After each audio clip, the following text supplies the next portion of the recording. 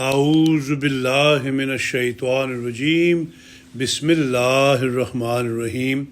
کلام امام الزمان علیہ الصلاۃ والسلام، روزنامہ الفضل انٹرنیشنل، جمعۃ المبارک 17 نومبر 2023۔ استغفار بہت پڑھا کرو۔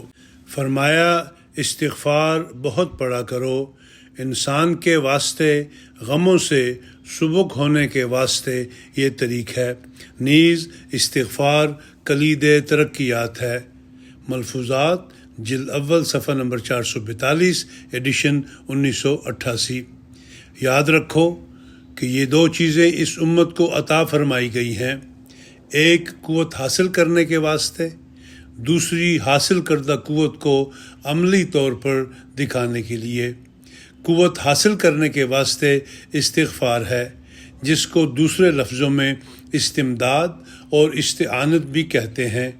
صوفیوں نے لکھا ہے کہ جیسے ورزش کرنے سے مثلاً مقدروں اور مغریوں کو اٹھانے اور پھیرنے سے جسمانی قوت اور طاقت بڑھتی ہے، اسی طرح پر روحانی مقدر استغفار ہے۔ اس کے ساتھ روح کو ایک قوت ملتی ہے اور دل میں استقامت پیدا ہوتی ہے۔ جسے قوت لینی مطلوب ہو وہ استغفار کرے۔ غفرہ ڈھانکنے اور دبانے کو کہتے ہیں۔ استغفار سے انسان ان جذبات اور خیالات کو ڈھانپنے اور دبانے کی کوشش کرتا ہے جو خدا تعالیٰ سے روکتے ہیں۔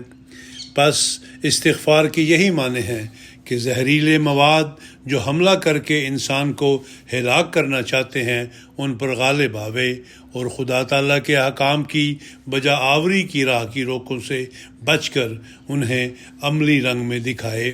ملفوظات جلد نمبر 2 صفحہ نمبر 67-68، ایڈیشن 1984۔